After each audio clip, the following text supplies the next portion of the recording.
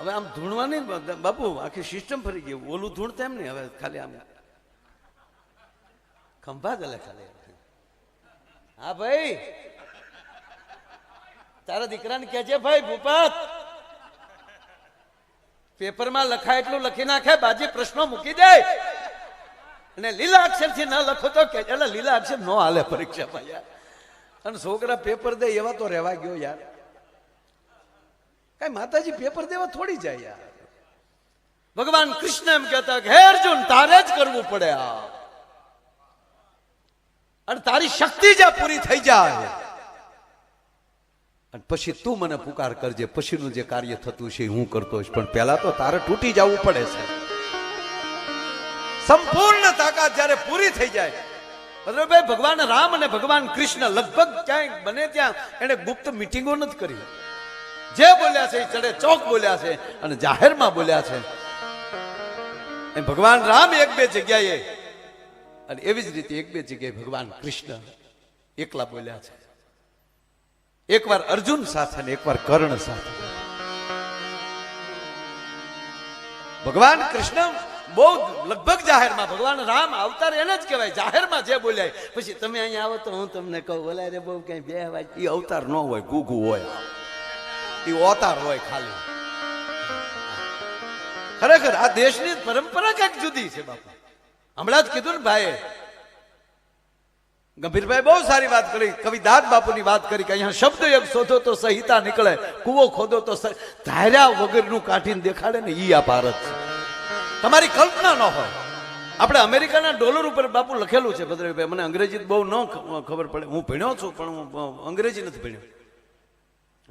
એમાં કઈક આઈ trust God એવું કઈક લખેલું છે. એનું હાવ ગુજરાતી મેં કોકને પૂછ્યું, મેં કીધું ગુજરાતી શું થાય, તો અમેરિકાના ડોલર ઉપર લખેલું છે કે હું ભગવાનની ઉપર ભરોસો વિશ્વાસ રાખું છું, પણ હું વિશ્વને કહું છું કે તું તો વિશ્વાસ રાખે છો, અમે તેને લઈને બેઠા છીએ. અમારી માવુએ તેને જન્મ દીધો છે, અમે ભગવાનને લઈને બેઠા છીએ. નજીક છે એટલે તમારી જેટલો અમને નહીં હરખો દેખાતો હોય, કારણ કે તમારા ગામમાં રામાપીરનું આખ્યાન રમાતું હોય સાહેબ, અને તમે આખ્યાન જોતા હો, અમે રામાપીરનું આખ્યાન જોતા હોય. ફરક એટલો ભલે તમને નાથાભાઈનો દીકરો પેલા દેખાય છે પછી રામાપીર દેખાય છે, અમને સીધો રામાપીર દેખાય છે. ફેર એટલો પડે છે. આ નજીક જોવા વાળા આ ગોથું ખાઈ જાય છે બાપા. અયોધ્યાને દશરથનો દીકરો દેખાય છે, પછી બ્રહ્મ દેખાય છે, નીકળી ગયા પછી. ગોકુળને ભગવાન કૃષ્ણ પેલા નંદ અને જશોદાનો દીકરો દેખાય છે, એટલે બાયુ ઠપકા લઈ લઈને જાય છે કે તારો દીકરો અમારા માખણ ખાઈ જાય, તારો દીકરો અમારા ગોર ઢોળી નાખે છે. શું કામ? નંદ જશોદાનો દેખાય છે. પણ એ ગોકુળ મૂક્યા પછી કંસને મારે છે, ત્યારે ગોકુળને ખબર પડે કે ઈ કૃષ્ણ, કે પણ વેળા વહી ગઈ. જે પ્રવાહમાં તે પગ મૂક્યો તો પાણી તો આગળ વહી ગયું દોસ્ત. સમય વયા ગયા પછી જયારે માણસને ખબર પડે છે ત્યાં ઘણી બધી તકલીફ પડી જાય છે. એમાં ભગવાન કૃષ્ણ, એમાં તો આપણા મોટે આ બધા બેઠા, મને મારે શું બોલવાનું હોય ભદ્રભાઈ, પણ મને એમાં ભાગવતનું એક મને બહુ ગમે. મોટા ભૂલ્યું કરે તો ભાગવત મળે. લ્યો, મોટા ભૂલ્યું કરે ને, મહારાજ પરીક્ષિત ભૂલ ન કરે તો મને તમને ભાગવત ન મળે. પણ ભૂલ કરનારો જ્યારે એની અંદર પસ્તાવો પેદા થાય છે ત્યારે ભાગવત મળે છે.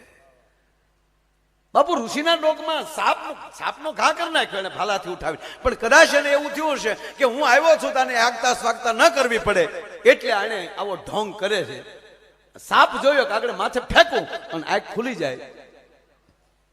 સત્તા મળ્યા પછી સંતોને અને મહાપુરુષોને પીડવાની જ્યાં અંદરનો વિચાર જ્યાં આવે છે ને, ત્યાં બાપુ અવડી પરિસ્થિતિ ખરાબ થઈને ઉભી રહી જાય છે. અને સત્તા આવી, જોઈ લઉં છું હું, આ પરીક્ષિત પોતે આવ્યો અને આ મને સ્વાગત ન કરે મારું. સંતો પહેલી જેથી સ્વાગત લેવાની અંદરથી ઉપડે ત્યારે માનવાનું હાથ જ દી છે આપણી પાસે. બાકી ગોબો ઉપડી જાય સાહેબ.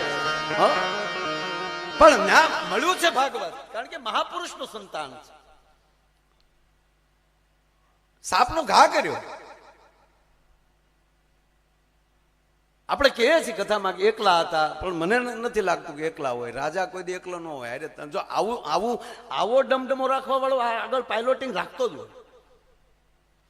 કદાચ 20-25 ઘોડા હોય, અરે ભલે એકલા છે મહારાજ પરીક્ષિત, પણ ઘોડાની દાબનો તો અવાજ આવ્યો હશે ને, માથે સાપ પડ્યો હશે, એ અસર તો થઈ હશે ને, છતાં ઋષિ આંખ નથી ખોલી. અને એનો દીકરો નદીએથી આવે અને એને કોઈ કહે કે તારા પિતાની ડોકમાં કોઈ મરેલો સાપ નાખ્યો છે. હવે દીકરો આવે છે, એકલો આવે છે, નથી બોલતો કાંઈ, ખાલી બાપુ સંકલ્પ કર્યો અને હાથમાં જળ લઈ અને મનોમન સંકલ્પ કરીને એટલું બોલ્યો કે જેણે મારા બાપની ડોકમાં મરેલો સાપ નાખ્યો એને 7મા દિવસે તક્ષત કરડજો. અને ઋષિની આંખ ખુલી ગઈ. આમાંલી આ જ ભાગવતમાં એટલું શીખી લઈએ કે દુનિયા તો આપણી માથે બાપુ ઝેર નાખ્યા કરે, આંખું ઉઘાડવાની જરૂર નથી. જગતને તો ટેવ હોય, ત્યાં આપણે આંખું ન ઉઘાડાય, ત્યાં આંખું ઉઘાડવાની જરૂર નથી. પણ પેટનો દીકરો ભૂલ કરે ત્યારે બાપની આંખ ઉઘડી જવી જોઈએ. ભાગવત પહેલા આ શીખવાડે.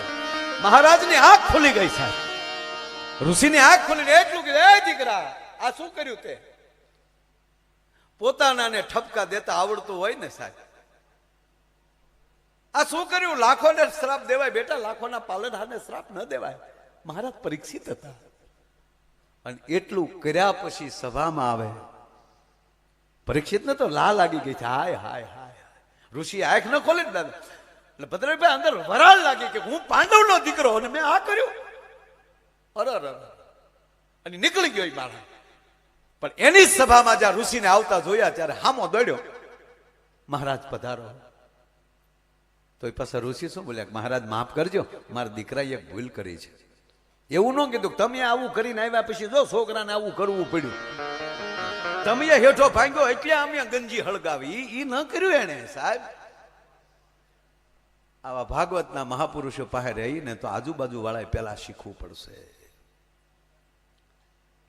મહારાજ મારા દીકરે ભૂલ કરી, આપને શ્રાપ દીધો.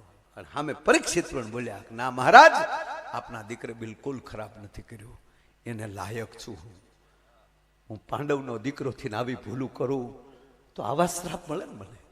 પણ હે મહારાજ, નકર તો તે રાજા હતા, તેનો બાપુ બાપુ એમ ન કહી દે કેમ તમે અમને હરાવજો, હજી હાથ દીધો છે ને નાખી ગયો અને શેલમન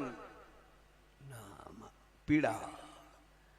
કૃષ્ણ એની જ પાસે આવી શકે જેના હૃદયમાં પીડા પડી હોય, કારણ કે પીડા ભોગવીને ગયો હોય ને. અને એને જયારે હામા વાળાને પીડા થાય તેને પીડાના પ્રશ્નની ખબર છે એટલે તાત્કાલિક દોડીને આવે છે. મહારાજ ઋષિવર, તમારા દીકરાએ કાંઈ ખોટું નથી કર્યું, હું પાંડવ પુત્ર થઈને આવી ભૂલું કરું, મને આવા શ્રાપ મળે.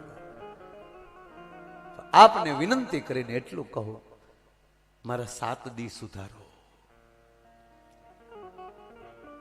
પછી સુખદેવજી પાસે મોકલી દે. અને એટલું જો ન થયું હોત તો આપણે જે અત્યારે કથા સાંભળી રહ્યા છીએ, સુખદેવજી મહારાજ પરીક્ષિતને કથા કહી, સનત કુમારોને નારદજી કથા કહી અને ધંધુકારીને ગૌકર્ણ મહારાજ કથા કહી. એક જ કથામાં 3 કથાનું અમૃત પાન. અને એ ભગવાનનું જો એટલે વાત એ છે કે છેવાડાના માણસને જે મળી શકે એ જ કાંઈક કરી શકે. ભગવાન રામે શું કર્યું? આ વનવાસ સ્વીકાર્યો ને, કોઈને કાંઈ કીધા વગર. અને જે વ્યક્તિ જે સ્વીકાર ભાવ થઈ જાય કે તમે જે કીધું એ અમારા માટે બરાબર છે. આપણા નહીં બાયુમાં જો આ કઈ માએ વચન માંગ્યું પણ સુમિત્રા કે કૌશલ્યા કાંઈ એને વઢ્યા જાય, તારો દીકરો મારો દીકરો હું કામ જાય છે, આવા ડખા કર્યા નહીં. કારણ કે એવા વિચારો ઘરમાં પીડ્યા હોત તો એના ખોરડે રામ જન્મે જ નહીં. ભલા એ ફાઉન્ડેશન જ એવું ન હોય છે. અરે છોડો, ભગવાન રામ જયારે વનમાં જાય ને ભરતજી મહારાજ આવે અને આવીને માં કૌશલ્યા આગળ જે બોલે છે કે હે માં, હું તારા કોઠે જન્મો નથી, મેં ભૂલ કરી, કઈને ખોળે જન્મો, પણ મારી માએ જે રામને વનમાં મોકલ્યા મારા માટે ગાદી માગી, એમાં જો એક ક્ષણભર મારી હા હોય અથવા તો મારો વિચાર પણ હોય, અને પછી જે કસમ સોગંદો ખાય કે ગૌચરણ વાળાનું પાપ, મદિરા પીધાનું પાપ, ઋષિ પત્ની સગર્ભા ઋષિ પત્નીના પેટમાં સરો ઘોકીને એનું મૃત્યુ કર્યાનું પાપ. અને ત્યારે માં કૌશલ્યા કહે છે, ભરત અમને દુઃખી ને હવે વધારે દુઃખી હું કામ કરો બાપ, અમને એટલો તો ભરોસો જ હોય કે મારી કઈ કઈ ને મારા ભરતનો એમાં વાક જ ન હોય, આ બધી લીલા તો મારો રામ કરતો હોય. સાહેબ આ ભરોસાથી જે જીવતા પરસ્પર પ્રેમ કરતા જે શીખી જાય એ જ ભાગવતના ને રામાયણના શાસ્ત્રોના સંતોના અધિકારી બને.